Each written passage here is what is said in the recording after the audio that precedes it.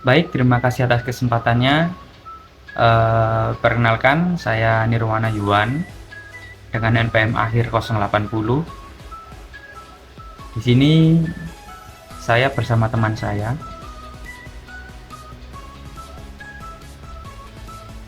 Nah, di sini kami akan menjelaskan mengenai teknik pengambilan sampel yang baik dan benar pada mata kuliah APL Analisis Pencemar Lingkungan. Nah, kita masuk kepada slide yang pertama, yaitu apa sih tujuan pengambilan sampel? Nah, jadi tujuan pengambilan sampel itu untuk memeriksa kualitas air, mendeteksi kontaminan, atau memantau perubahan lingkungan, serta mengamati perubahan yang terjadi dengan metode terbuka atau tertutup.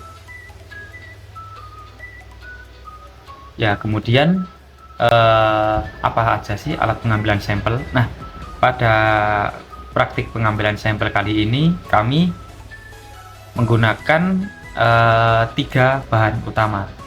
Yang pertama itu botol air minum bekas. Fungsinya digunakan untuk mengambil air yang ada di sungai. Nah, ini jadi kita pakai botol yang ukuran 1,5 liter. Nah, jadi botol ini kita juga pakai untuk media wadah untuk penyimpanan sampel nantinya. Jadi botol ini itu tidak hanya untuk digunakan untuk mengambil air, tapi juga digunakan untuk menyimpan sampel setelah diambil itu nanti. Kemudian yang kedua ada tali rafia yang digunakan untuk mengaitkan botol agar mudah mengambil sampel di sungai. Jadi biar kita bisa mengambil air dari sungai, kita gunakan tali rafia. Kemudian ada batu. Nah, digunakan sebagai pemberat untuk pengambilan sampel. Nah, agar botol yang kita ikat dengan rafia tadi bisa tenggelam di dalam air, kita gunakan batu sebagai pemberat. Kemudian ada standar mutu pengambilan sampel.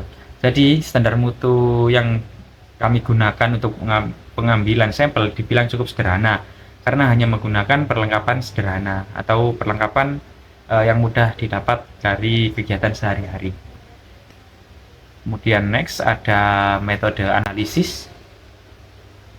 Nah, jadi metode analisis yang kami gunakan adalah untuk mengukur kekeruhan perubahan yang terjadi pada metode tertutup dan terbuka. Nah, ada 3 komponen yang akan kita jadikan acuan pada pengambilan sampel, yaitu ada kekeruhan, kemudian ada warna sungai, dan juga bakteriologis.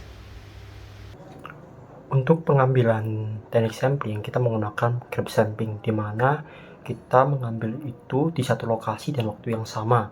Nah, jadi di grab sampling itu tuh kita memilihnya itu relatif stabil, di mana sungainya itu badan airnya itu relatif stabil dan tidak pernah berubah.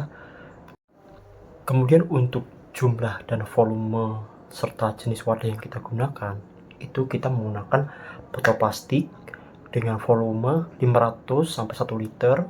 Kemudian untuk jumlah wadah yang kita gunakan selama pengambilan sampel itu yaitu hanya satu buah botol.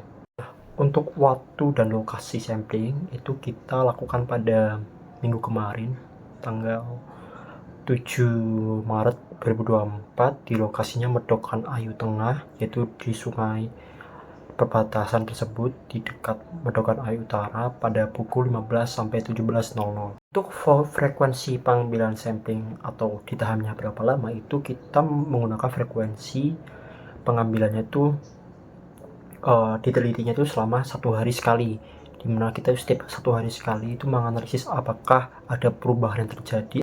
Kesimpulan yang kita dapat dari penelitian kali ini itu adalah bahwa dari proses yang telah kita lakukan, tujuan kita melakukan penelitian ini adalah untuk menentukan apakah dari 2 metode tersebut ada perubahan yang signifikan dari metode terbuka ataupun metode tertutup. Nah, untuk kesimpulan selanjutnya akan kita bahas di video selanjutnya. Dan yang kita lihat selama beberapa hari terakhir ini adalah bahwa ada perubahan di media tertutup ataupun media terbuka.